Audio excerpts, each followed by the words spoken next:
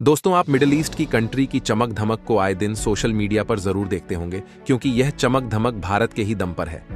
आपको बता दें कि भारत ने फाइनेंशियल ईयर 2024 में लगभग 132 बिलियन यूएस डॉलर का क्रूड ऑयल इंपोर्ट किया है, जो दुनिया की 50 छोटी कंपनियों के सालाना बजट से भी ज्यादा है। तो आप अंदाजा लगा सकते हैं कि मिडिल ईस्ट के शेखों की लग्जरी लाइफ भारत पर किस हद तक डिपेंड करती है। यकीन मानिए दोस्तों, इन देशों की चमक धमक अब बहुत जल्द फीकी पड़ने वाली है, क्योंकि भारत को इंडियन रीजन में ही बहुत बड़ा कच्चे तेल का जैकपॉट मिल गया है। भारत इस बार कच्चे तेल के प्रोडक्शन में हिस्ट्री क्रिएट करने वाला है, क्योंकि हाल ही में ऑयल इंडिया ने ऑफिशियल अनाउंसमेंट किया है कि अब उन्हें नॉर्वे की एक बहुत बड़ी ऑयल ड्रिलिंग कंपनी का साथ मिल चुका है, जिसके साथ मिलकर ऑयल इंडिया अंडमान निकोबार में सबसे गहरे तेल भंडार से कच्चा तेल निकालने जा रही है। आपके मन में सवाल आ रहा होगा कि हम इसे जैकपॉट क्यों बोल रहे हैं, क्योंकि अंडमान निकोबार के इस रीजन में कच्चा तेल इतनी भारी मात्रा में अवेलेबल है कि यह भारत की आने वाले 70 सालों तक ऑयल नीड्स को पूरा कर सकता है। आपको यकीन नहीं होगा दोस्तों, ये बात सच है कि जब से रूस यूक्रेन वॉर स्टार्ट हुई है, तब से पूरे यूरोप को भारत ही ऑयल एक्सपोर्ट कर रहा है, क्योंकि यूरोपियन कंट्री गैस और ऑयल के लिए कंप्लीटली रसिया पर ही डिपेंडेंट रहती है। वहीं भारत गैस और ऑयल रसिया से इंपोर्ट और रिफाइंड करके पूरे यूरोप को सप्लाई कर रहा है।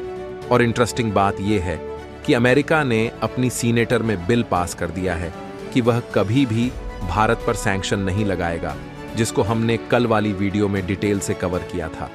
तो आप समझ सकते हैं कि भारत पहले से ही ऑयल सप्लायर बन चुका है, और अब जल्द ही भारत को कच्चा तेल अपने ही देश मिल सकेगा, जो मिडिल ईस्ट के शेखों के लिए किसी बुरे सपने से कम नहीं है। वीडियो में आगे और भी बहुत कुछ है जानने के लिए, लेकिन आगे बढ़ने से पहले भारत के उन साइंटिस्टों के लिए वीडियो को लाइक जरूर करें, जिन्होंने भारत में इतने बड़े ऑयल भंडार की खोज की। दरअसल पिछले कुछ महीनों में भारत के इकोनॉमिक जोन में बहुत सारे तेल के भंडार मिले, जिसके चलते भारत अपना ऑयल इंपोर्ट आने वाले समय में कम कर सके, और इससे भारत हर साल जो हजारों करोड़ रुपए तेल में खर्च करता है, उसे बचाया जा सकता है। इसके अलावा कुछ सर्वे ने एस्टीमेट लगाया है कि भारत के अंडमान के पास इतना तेल है कि भारत 70 साल तक अपनी ऑयल को पूरा कर सकता है। भारत दुनिया का तीसरा सबसे बड़ा एनर्जी कंज्यूमर देश है। जैसे जैसे भारत तेजी से ग्रो कर रहा है, भारत की एनर्जी साल दर साल बढ़ती जा रही है, और अपनी एनर्जी नीड्स को पूरा करने के लिए भारत को हर साल बिलियन डॉलर खर्च करने पड़ते हैं, जिससे मिडिल ईस्ट के उन देशों को फायदा होता है जो भारत को बिल्कुल भी पसंद नहीं करते। जैसे कतर ने पाकिस्तान के कहने पर कुछ महीनों पहले भारत के नेवी ऑफिसर्स को फांसी की सजा सुनाई थी। और आपको पता है, कतर जैसे देशों की इकोनॉमी भारत के दम पर ही चलती है। आपको जानकर हैरानी होगी कि भारत का जितना मनचंदा इंपोर्ट होता है, उसमें 25% सिर्फ क्रूड ऑयल का होता है। तो क्रूड ऑयल इंपोर्ट को कम करने के लिए भारत सरकार डोमेस्टिक क्रूड ऑयल की प्रोडक्शन को बढ़ाने में लगी हुई है, और साथ में भारत सरकार ऑयल एंड गैस के लिए नई जगह एक्सप्लोर करने में भी लगी हुई है, ताकि भारत का ऑयल इंपोर्ट कम हो सके। अब आप लोग सोच रहे होंगे कि भारत सरकार ये सब क्यों कर रही है, पहले क्यों नहीं कर रही थी? तो देखो, कई एक्सपर्ट के होता है। भारत आज के समय जो एनर्जी कंज्यूम कर रहा है, उसका 3 गुना व 2050 तक यूज करने वाला है, जिससे भारत में ऑयल एंड गैस की डिमांड आने वाले समय में बढ़ने वाली है। और जो ऑयल प्रोड्यूसिंग कंट्रीज हैं, इनके यहाँ ज्यादा समय के लिए क्रूड ऑयल बचा नहीं, तो इसीलिए भारत अपने इकोनॉमिक जोन में ऑयल एंड गैस के भंडार को ढूंढ रहा है। हर देश का अपना एक एक्सक्लूसिव इकोनॉमिक जोन होता है, जहां पर देश नेचुरल रिसोर्सेज की माइनिंग करते हैं ताकि देश को फायदा हो सके। भारत की बात करें तो भारत के पास भी एक्सक्लूसिव इकोनॉमिक जोन है, जो Arabian sea bay of Bengal दोनों जगह पर है। इंडियन ऑयल के अलावा ओएनजीसी भी अंडमान में ऑयल एंड गैस के प्रोडक्शन की तैयारी कर रहा है।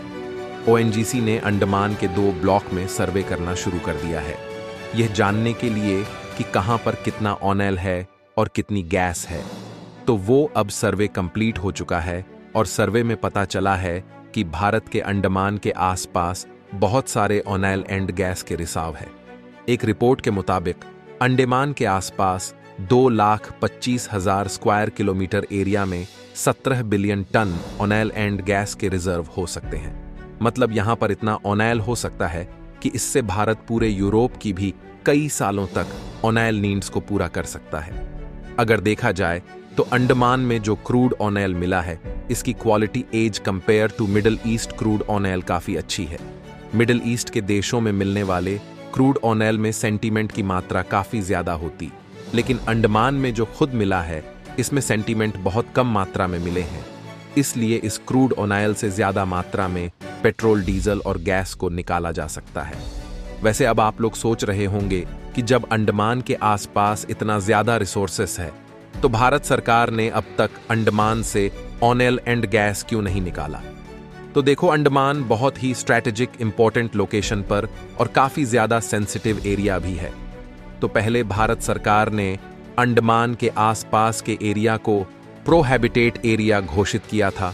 अंडमान में भारत की तीनों सेना है, तो सिक्योरिटी के लिए अंडमान के आसपास के कुछ एरिया को प्रभावित एरिया में रखा गया था। इसके अलावा DRDO, इसरो कई बार मिसाइल टेस्ट भी इसी एरिया में करते थे, तो इसके चलते भी इस एरिया को प्रभावित रेड जोन एरिया में रखा गया था।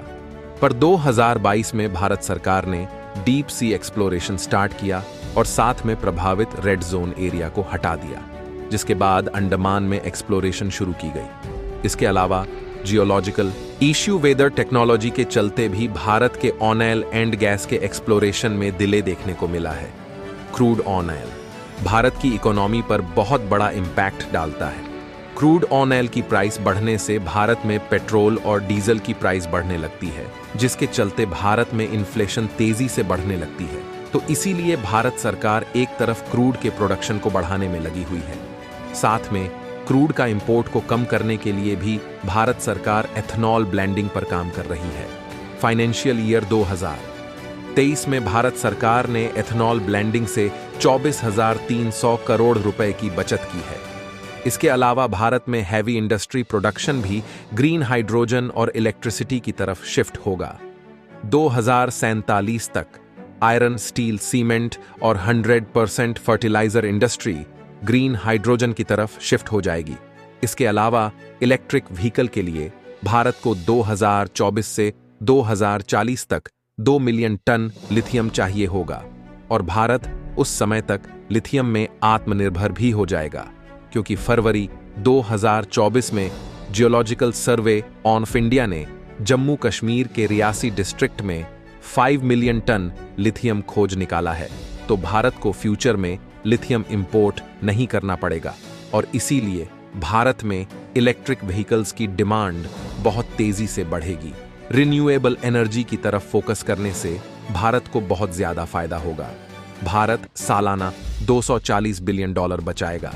इसके अलावा भारत का कुल इंपोर्ट भी 5% तक कम हो जाएगा। क्लीन एनर्जी से भारत में इन्फ्लेशन कंट्रोल में रहेगी, क्योंकि उस समय तक भारत की डिपेंडेंसी क्रूड ऑयल पर कम हो जाएगी।